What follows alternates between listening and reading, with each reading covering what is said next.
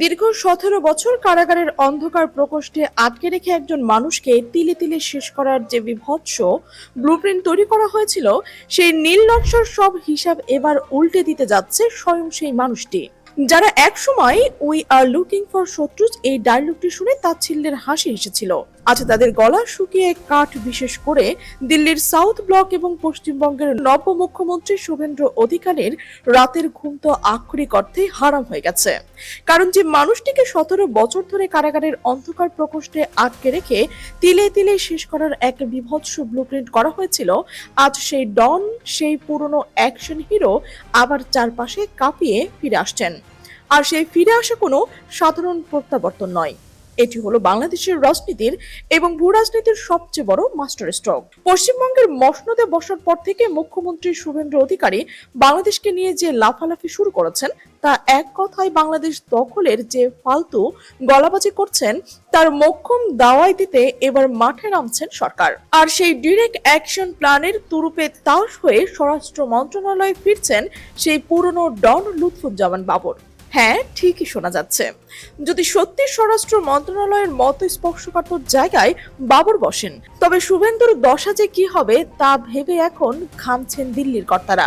কেন বাবরকে ভারতের যমদূত বলা হয়, এর উত্তর লুকিয়ে রয়েছে এক দশক পুরনো এক রোমহর্ষক কাহিনীতে। পশ্চিমবঙ্গের গদিতে বসার পর থেকে মুখ্যমন্ত্রী শুভেন্দু অধিকারী যেন ধরাকে সরা জ্ঞান করছেন। তার হাবভাব দেখলে মনে হচ্ছে যেন বাংলাদেশ তার হাতের মোয়া। কথায় কথায় তিনি ফাপড় দিচ্ছেন এবং বাংলাদেশ দখল করা নাকি তার কাছে মোটেও কয়েক মিনিটের ব্যাপার। কিন্তু তিনি ভুলে গেছেন আজকের ঢাকা আর সেই আগের ঢাকা নেই। শুভেন্দুর এই চোখ রাঙানি দেখে বাংলাদেশ চুপ করে বসে থাকেনি। শুভেন্দুর এই দাদাগিরি এবং ফাঁকা আওয়াজের পরক্ষণে স্পিকার মেজর হাফিজউদ্দিন এমন এক করালে ধমক দিয়েছেন যে দিল্লির বাঘা ভাগা নেতাদের পিলে চমকে গেছে। তিনি একদম সাফ জানিয়ে দিয়েছেন, ভারত তো দূরের কথা, খোদ আমেরিকা বা ট্রাম্পেরও সাহস নেই এই দেশ দখল করার। তিনি চ্যালেঞ্জের সুরে বলেছেন যে ক্ষমতা থাকলে একবার এসে দেখাক, না হলে এমন জুতো পেটার জবাব দেওয়া হবে যে শুভেন্দুর সব লাফালাফি একবারে চিৎ পটাং হয়ে যাবে। এক ধমকে শুভেন্দুর সব অহংকার যেন মাটিতে মিশে গেছে। কিন্তু কথার এই লড়াইয়ে নাস্তানাবুদ হয়ে শুভেন্দু অধিকারী অপমান লুকোতে এক নতুন নোংরা খেলায় মেতেছেন। নিজের রাজ্যের ভেতরে ঝামেলার দায় অন্যের ঘাড়ে চাপিয়ে নিজেকে খুব ভালো মানুষ সাজাতে চাইছেন তিনি। এই উদ্দেশ্যে মন্ত্রিসভার প্রথম বৈঠকেই তিনি এক অদ্ভুত এবং উস্কানিমূলক নির্দেশ দিয়েছেন। অনুপ্রবেশের ভুয়া অজুহাত তুলে মাত্র ৪৫ দিনের মধ্যে বিএসএফ এর হাতে কাঁটাতারের বেড়া দেওয়ার জন্য রাজ্যের বিশাল জমি তুলে দেওয়ার চক্রান্ত করছেন তিনি। নিজের আখের গোছাতে গিয়ে বর্ডারের নতুন করে এই যে উস্কানি তিনি দিচ্ছেন, তার এই কুকর্ম দুই দেশের সম্পর্ককে একেবারে খাদের কিনারায় ঠেলে দিচ্ছে। তিনি হয়তো জানেন না যে তার এইসব খেলায় উচিত শিক্ষা দিতে ঢাকা অনেক আগে থেকেই প্রস্তুত। শুভেন্দুর এইসব ফালতু মাস্তানি এবং দেশকে তালমাটাল অবস্থায় সামাল দিতে এবার নড়েচড়ে বসেছে তারেক রহমান সরকার। বর্তমানে মন্ত্রিসভার সদস্য মাত্র ৪৯ জন হলেও তাদের অনেকেই প্রশাসনিক কাজে বেশ নতুন।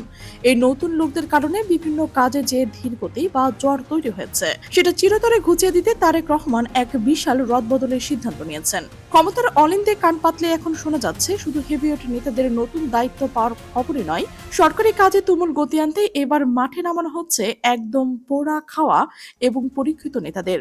ডাকসুর সাবেক ভিপি আমানুল্লাহ আমান, গাজীপুরের কে এম ফজলুল হক মিলন, ডক্টর দেওয়ান মোহাম্মদ সালাউদ্দিন বাবু, টেকনোক্রেট কোঠায় ডক্টর আসাদুজ্জামান নিপন এবং ভারত বিরোধী নেতা এবার সরকারি গুরুত্বপূর্ণ দায়িত্ব পাচ্ছেন।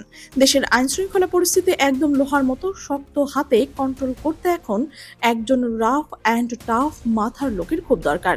ঠিক এই জায়গাতে হিসেবের খাতায় সবচেয়ে বড় খেলোয়াড় হিসেবে উঠে এসেছে সেই পুরনো বসের নাম লুৎফুজ্জামান বাবর। তাকে সামনে এনে সরকার এমন এক মাস্টার প্ল্যান সাজিয়েছে যা দেখে চারপাশে সবাই থ বনে গেছে। এই বাবর নামটা শুনলে ভারতের সাউথ ব্লকের কর্তাদের কপালে লাল বাতি জ্বলে ওঠে। যে মানুষটির গলায় মাপ নিচ্ছিল ফাঁসির দড়ি, তিনি ২০০৬ সালের নির্বাচনের নেত্রকোনা ৪ আসন থেকে ১,২১,০০০ ভোটের বিশাল ব্যবধানে প্রমাণ করেছে যে মানুষের ভালোবাসাকে জেলের ৪ দেওয়ালে আটকে রাখা যায় না। ১৭টা বছর একটা ১০০ পাওয়ারের বাল্ব জ্বলা ছোট অন্ধকার ছেলে আটকে রেখে যাকে পাগল বানানোর চেষ্টা করছিল আওয়ামী লীগ সরকার, তিনি আজ জেলের তালা ভেঙে সাদা দাড়ি আর সাদা পাঞ্জাবিতে আগের চাইতেও আরো বেশি তীক্ষ্ণ এবং চালাক হয়ে ফিরেছেন। আশির দশকের সাধারণ ক্যাসিও ঘড়ির ব্যবসায়ী থেকে 2001 সালে স্বরাষ্ট্র প্রতিমন্ত্রী হওয়ার পর তার স্টাইলটা একদম বদলে যায়। চোখের কালো চশমায় স্পাইক করা চুল আর ড্যাম কেয়ার ভাব তাকে রীতিমতো অ্যাকশন হিরো বানিয়ে দিয়েছিল। পাড়ার মাস্তানদের সাইজ করতে তিনি গঠন করেছিলেন স্পেশাল ফোর্স র্যাব। তার দাপটে তখন সীমান্তের ওপর বিএসএফ পর্যন্ত সব সময় ভয়ে তটস্থ থাকত। তবে ভারতের কাছে তিনি একেবারে আজরাইল হয়ে ওঠেন 2004 সালে সেই 10টা অস্ত্র ধরার ঘটনার পর থেকে। ভারতের গোয়েন্দাদের দাবি বড় বড় রাইফেল থেকে শুরু করে রকেট লঞ্চার সমেত এই বিশাল অস্ত্রের চালান মূলত ভারতের ভেতরে ঝামেলা করা উলফা দলের জন্যই আনা হয়েছিল। তাদের ধারণা বাবর এমন এক বস লেভেলের মাথা যিনি রাষ্ট্রযন্ত্র ব্যবহার করে ভারতের 17টি রাজ্য বা 7 সিস্টার একেবারে আগুন ধরিয়ে দেওয়ার ব্লুপ্রিন্ট এঁকেছিলেন। সেই দিন থেকে ভারতের চোখে বাবর এক বিশাল বিপদের নাম, এক অলম্ভনীয় রেড লাইন।